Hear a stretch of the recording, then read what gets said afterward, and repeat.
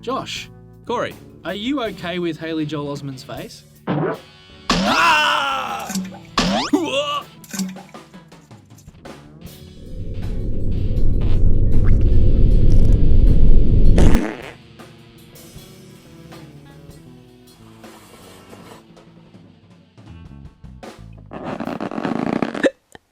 Fuck. Hello, listener. Welcome. Welcome to the Brown Carpet Podcast. So good to have you here. Slide your crocs off. Pull on a pair of tracksuit pants. And time to get your rocks off. Okay. What do we do, Corey? What is this? Josh, I'm glad you asked that question. What we do here at the Brown Carpet Podcast is we take two weird news stories and we turn them into even weirder movie pitches. That's a sensational idea. It's a great idea. Is that it? That's where it ends? No. Good. Basically, what we do then is we put it out to the listener. That's right. You listening now with your crocs off in your tracky dacks, you get to vote on which pitch you think sucks the least. What happens to the winner? The winner, we make a movie poster for it. That is unbelievable. So you get to choose which movie gets brown lit. That is a vibrant idea bristling with possibilities. Jump on board. Let's do it. Let's do it. I have come here to chew bubblegum and kick ass. He jumped over 3 linebackers in midair, sprouted endless, like a gazelle. No one laughs at a master of quack fu. Real nice. Many have died from starvation due to the difficulty of finding enough food, such as seals. Shut up. No more Mr. Nice Duck. That's it. Right, Mr. Sitz? What do you make of that? You know, it's the most fantastic story I've ever heard. The Brown Carpet Podcast. Welcome, everybody, to episode 24 of the Brown Carpet Podcast. I'm Corey Farrell. And I'm Josh Groom. And we're back. It's been a minute. It has been a hot minute. It's been a hot minute since we've hit the mic. Well, a few things have happened since we've hit the mic. A few things have happened. We started our new mini-sode series, which is a live video version of this show, which is an improv shambles, yes, which you can enjoy on YouTube. The Aussies got bundled out of the World Cup soccer. Yeah, that was always going to happen. Yeah, pretty much. And the victorious Blues finally got a tasted victory. How good was that? After 12 years. You were there? I was there. It was salubrious. Salubrious, you say? Yes. That sounds good. I was on the fence, so I high-fived some players. I was amongst it. It was great. What a moment to marinate in. Yeah. Which actually, while we're on the topic of NRL, yes, as you know, I am a bit of a footy head. Just a little bit. Josh doesn't really talk about football because he's a Parramatta fan, but it's tough for him. Why would you bring that up? But I do want to give a shout out to the boys on a lovely NRL podcast. So if you do like football, you should jump onto these guys because they're equally as smutty as we are. Football-related smut. Yes. It's called The Voluntary Tackle, and they're lots of fun. Despite being Roosters fans, they are good guys, and you should jump on it. That's the nicest I've ever heard you be to a Rooster fan. I know, and that's the nicest I'll ever be. That's it. That's all big you of get, fellas. It's very big of you. So, yeah, get on that. And there is one other point, mate, that we should probably get to. Go on. It's the answer to the question that no one was asking.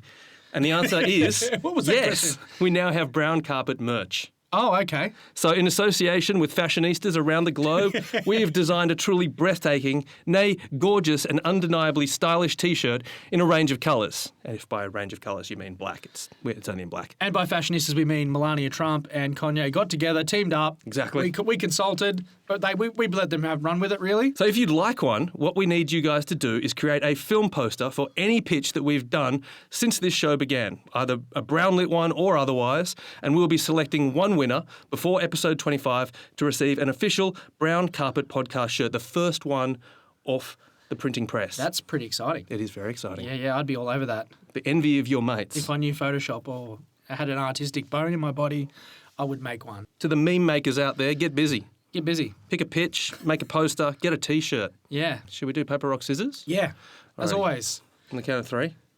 Let me just get inside your mind. It's been a while.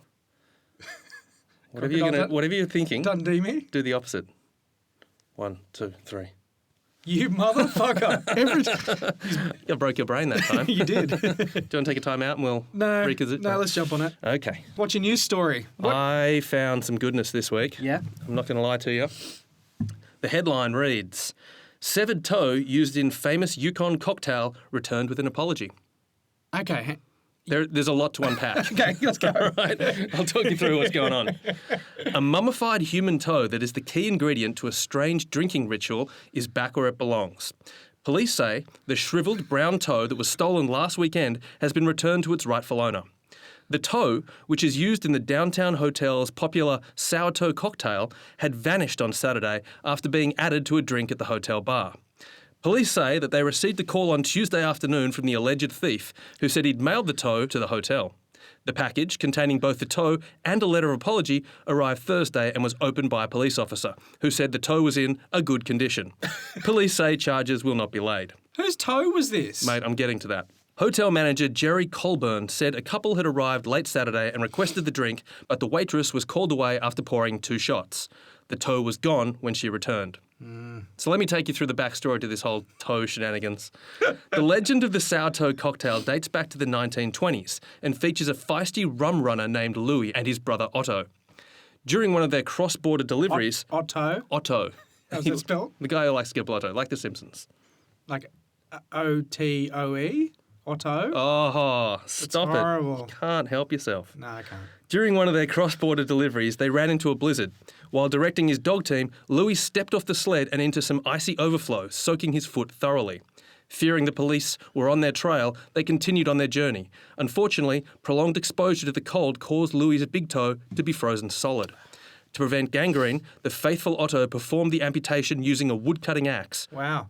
To commemorate this moment, the brothers preserved the toe in a jar of alcohol. Years later, while cleaning out an abandoned cabin, the toe was discovered and the Sour Toe Cocktail Club was established and the rules developed. The first sour toe cocktail was served in a beer glass filled with champagne, but any alcoholic shot will suffice. The only rule, you can drink it fast, you can drink it slow, but your lips have got to touch the toe.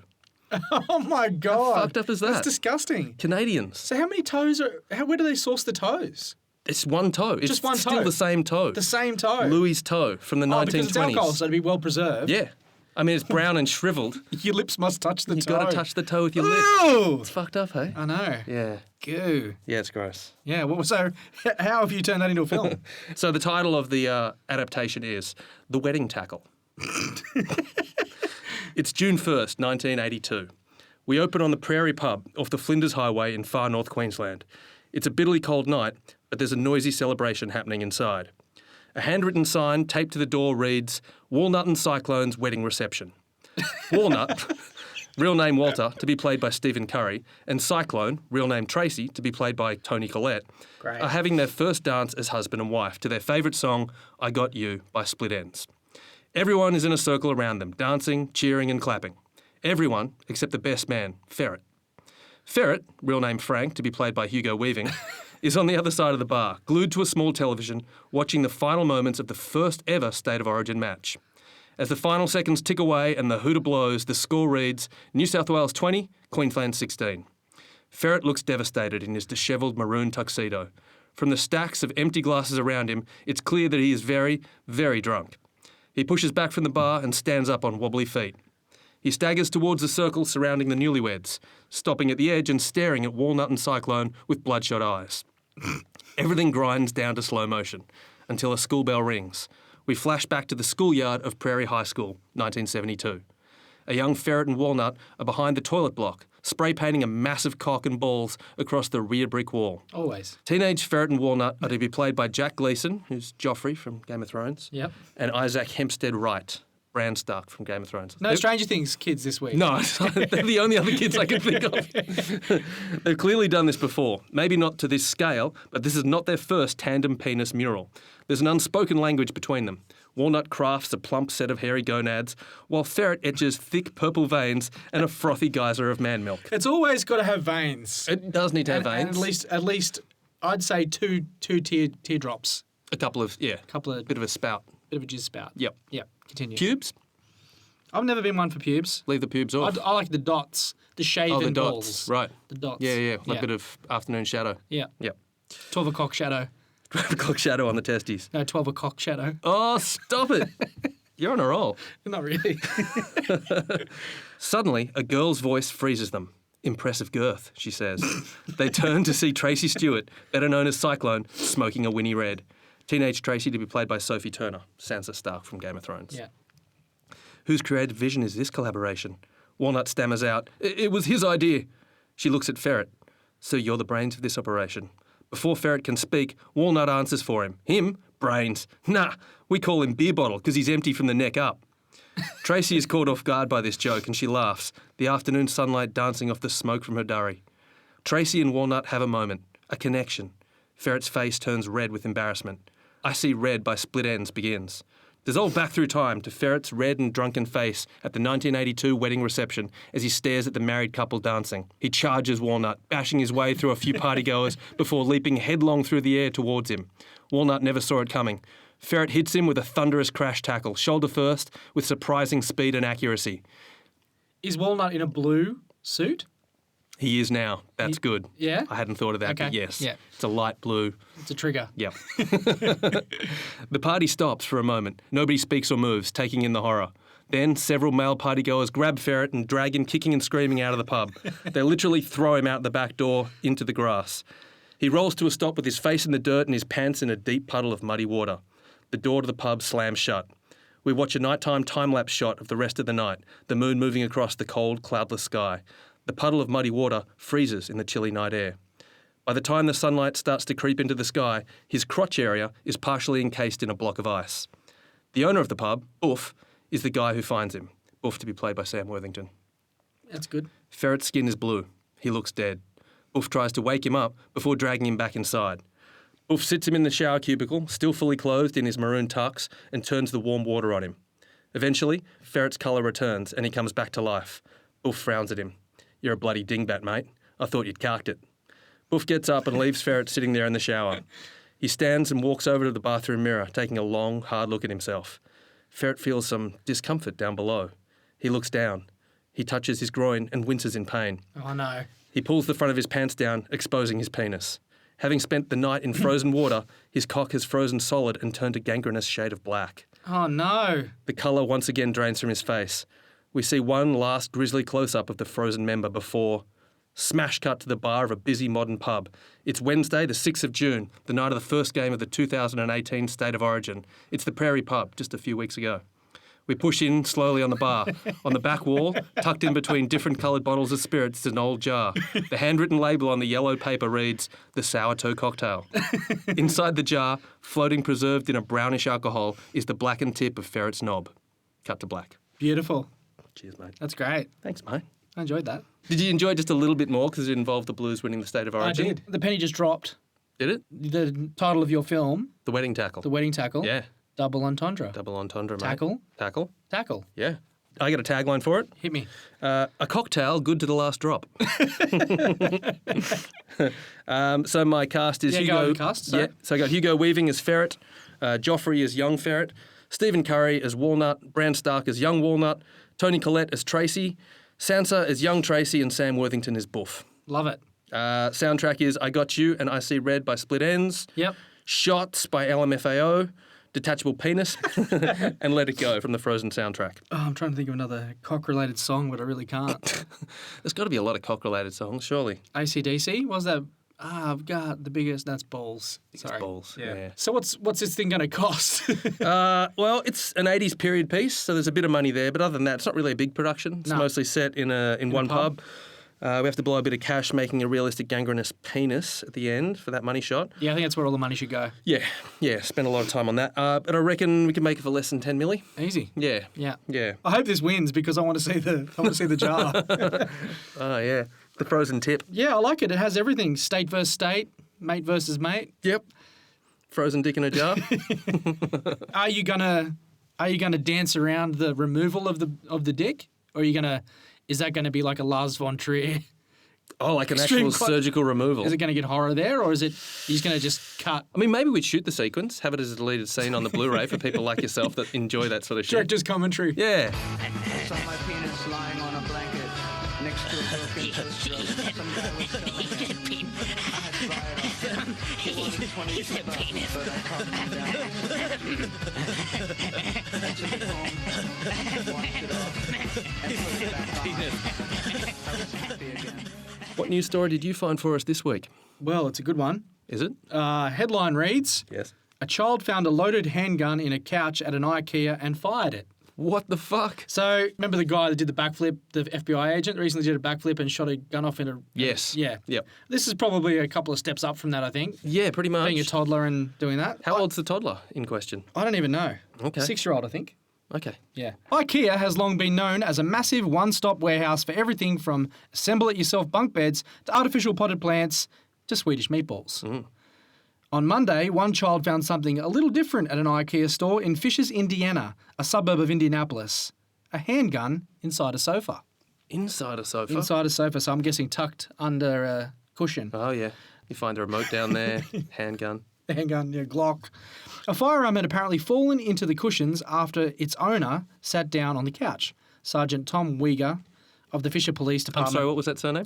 Tom Weger of the Fisher Police Department told the Washington Post. Is he a white guy that likes to wear his hat backwards and baggy clothes? I know you saw you did there. He sat down and somehow or another it became dislodged from his body, and when he got up, he didn't realise that he was without it. Jeez, it's like he's in the room. That's amazing. Weger said. After just a few minutes, a 6-year-old child found the gun and fired it at least once into the couch cushions. Thankfully, it was just the cushions. Whoa. It was then the gun owner who noticed the gun missing. Did that say at least once? At least once, yeah. It's weird that they don't know how many times. It's I like know. once, Come on. maybe a few times. I like to think he emptied it. Yeah. Blah, blah, blah, blah.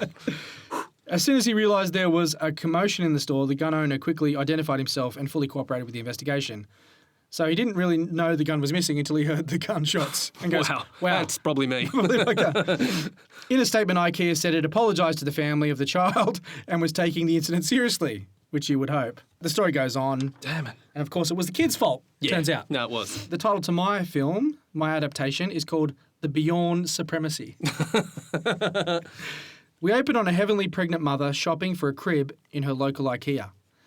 As she peruses the plethora of Swedish-designed house porn, she is approached by 2 friendly staff members, identical twins, Agnes and Eva. Ooh, kind of like a shining tip on that? Yeah. Yeah. Children of the Corn sort of thing. Yeah, yeah. She's immediately put off by their matching blonde bobs and soulless Nordic eyes. We help you, yeah? Sure. I'm after a crib for your little meatball. Agnes and Eva both point and jab at her very pregnant belly. The mother manages an awkward smile. Follow us, the Swedes sing in a creepy unison. The mother is then led to a dark corner of the store where there is a single Snigla baby's crib. Is that a real Swedish? That's the real model. Snigla? Snigla. Oh, yeah. It's perfect, the mother says as she leans over it in admiration. That's when the twins pounce into action. Agnes grabs her from behind in a big bear hug, rendering her arms useless. Oh. Eva produces a syringe and injects it directly into her pregnant belly. Oh! This is horrendous, mate. The mother screams out, but the store is strangely empty. When she stops screaming and opens her eyes, the weird Swedish twins are gone. Is this a supernatural IKEA? I don't know. Okay. She runs to the front desk to explain what just happened, but no one knows any staff members that bear that resemblance. Frightened and confused, the mother leaves the IKEA store. Ooh, this is very shining, mate. Yeah. Now, I love a quick montage, especially when I want to get through a lot of stuff. Absolutely. So we see a montage of childbirth, first steps, and kindergarten. It's a typical healthy boy named Jackson, 2 X's. Or so it seems. Yes, you know where this is going. I know it's going dark. It's a typically healthy boy named Jackson, 2 X's, Bjorn. Jackson Bjorn. That is until Mum starts noticing things, as you so rightly predicted. Extra toes, what are we talking? Jackson has two strange dicks, abilities. Multiple nipples. Jackson ties his shoelaces in complex knots, not dissimilar to counter-terrorist agents. What? Yeah. Why his mum... The knots are similar to counter-terrorist agents? Yeah. What do you mean? Like the skill of the knot tying. Oh, okay. Advanced knottery. Like trained, advanced knottery. Sure, I'm on top. He's an advanced knotter. Sure. Why his mum can discern the difference between normal shoelace knots and these military-grade ones is also a mystery. She could be a sleeper cell herself. What should be normal children's crayon scribblings are instead intricate blueprints and floor plans to unknown addresses. Sweet Jesus. Jackson is a special boy. He seems that way. A month later, the home doorbell rings. The mother answers, but there is no one there. Just a large IKEA box with the model name Sundvik written on it. On closer inspection, the mother notices a small note attached. It reads, "To our very valued customer." Oh, that's creepy. Yeah. Suspicious, but not one to turn down a gift so extravagant, the mother takes it inside and begins the arduous and painful experience that is assembling IKEA furniture. That's the worst way to spend an afternoon. It is, isn't it? Jackson comes running in the room and smiles at the Swedish folly his mother has erected. Do you like the Swedish folly I've erected for you? That's a bit of Matt Berry there. Yeah. A brand new children's bed. They both share a smile and loving embrace. Cut to the middle of the night. Jackson is jolted from his slumber by strange flashback dreams he doesn't quite understand. Oh, here we go. How could he? He's just a kid. Just a child. Wrong. Something comes over Jackson. He's now operating like a driven man. Who came over, Justin? You're a horrible person. He's a kid. You just stuck a needle into a pregnant woman's belly, mate. Okay, we're even. God. Jackson jumps out of bed, grabs the Allen keys his mother carelessly left on the bedside table. She's messy. And begins to undo a secret latch underneath the bed. We see him hold his toddler hand out, and out from the latch pops a loaded handgun. Oh, no, he was a sleeper cell. Game on. Here we go. Cut to POV night vision of Jackson on some Black Ops mission. We see him scale a large building, carefully and silently cut a circular hole in a large glass window. How old is the boy? 6. Right. We see him slide inside a deluxe Italian furnished penthouse. We see him enter a bedroom, and a surly-looking Italian man in glasses asleep on the bed. Oh, dear. Jackson raises the gun to his temple and squeezes. Oh. Flash cut to. It's a brand new morning, and the mother is picking up the newspaper. We catch the front page, and the heading reads, Betting giant Derucci executed. Oh. With the iconic grumpy picture of him on all the billboards underneath, you know, the... Yeah, cranky face. Yeah. The mother walks back inside, sipping her coffee. Jackson, time to get up. Jackson? Jackson? The mother walks into the room but can't find her boy anywhere. Over here, Mummy! Over here, Mummy, the boy yells. Over here, Mummy. He's got to... Over here, Mummy, the boy yells. He should have known something that his testosterone was elevated at that point. Mummy, I'm over here. Get us a beer. He's scribbling on some paper under his brand new bed. Come on, buddy, time for breakfast. Jackson jumps up and runs out of the room. The camera moves in on the boy's piece of paper. We see a list of names with Derucci crossed off. Who's next? Captain Snooze? Fantastic Furniture? Oh. We end on a shot of a sleek Swedish minimalist home somewhere in Sweden. It's the home of Jasper Broden, CEO of IKEA. He is at his desk, reading the same newspaper. He cracks a sinister smile. He buzzes the intercom for some coffee. Minutes later, we see his 2 helpers, Agnes and Eba. In unison, they say, Here you are, master. Oh, the grand puppeteer. Yeah. It's great, man. It's really messed up. So he was using kids yeah. as sleeper cells to further his IKEA monopoly. Just basically knock off all the other heads of furniture. Yeah. Wow, you deviated a long way from that story, didn't you? didn't I? That's great. Really Yeah. good stuff, man. So the cast is Derucci is Billy Bob Thornton. I thought would be good Okay. Derucci. Yeah, great. It's a Jackson, small role for him. yeah. Jackson is a young Haley Joel Osment, or the same age Haley Joel Osment. The same age as The Sixth Sense. Yeah, or like a bit older. Or Can't get back in time, mate. oh, come on.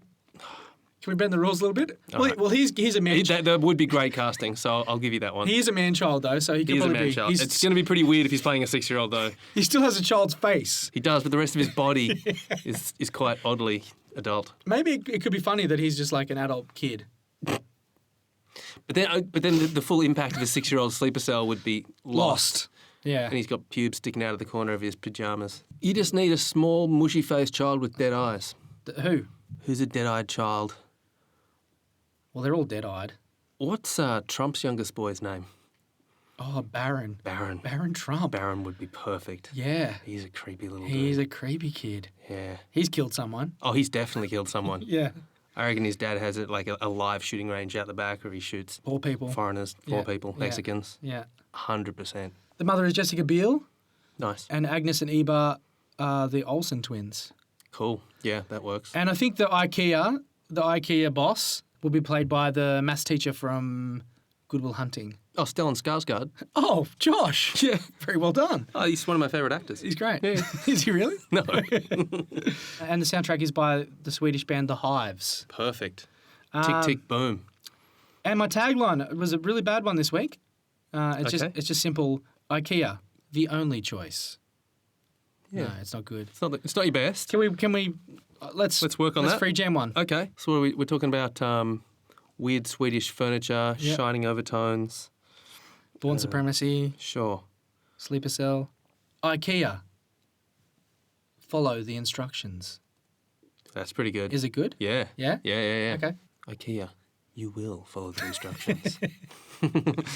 Or else. So let's talk about the science behind what they actually did. Yep. They injected this green Serum. ooze. Yes, Serum. yes. It's a serum. Okay, that's Yeah. a good word for it. Yeah. Which then, in her unborn fetus, Yes. created a trained killer. Correct. That's what you're telling me? That's exactly what happened. Is that scientifically possible? Is that? Or are the Swedes way ahead of us and they've got this shit worked out? I don't know, John. I don't know. You tell me. Well, Stellan Skarsgard says... No, I don't know.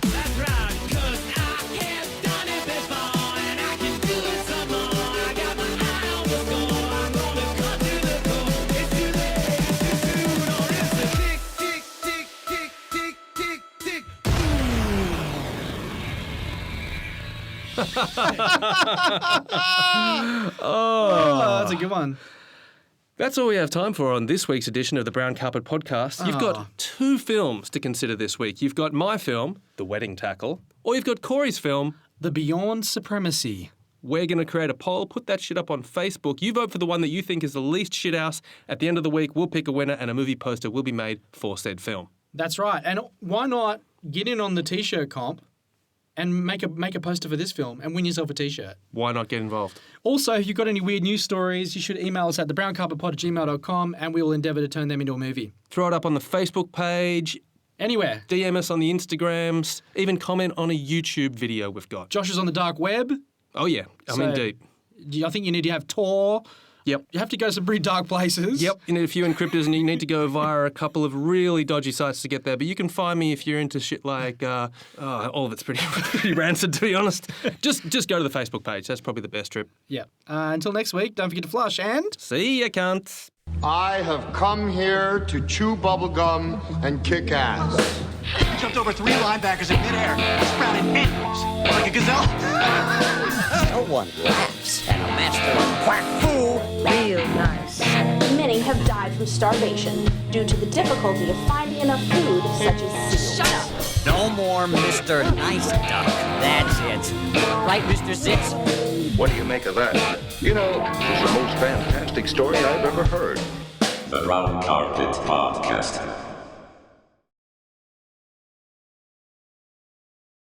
Can you get those old school Converse in the frame there? See the new bad boys?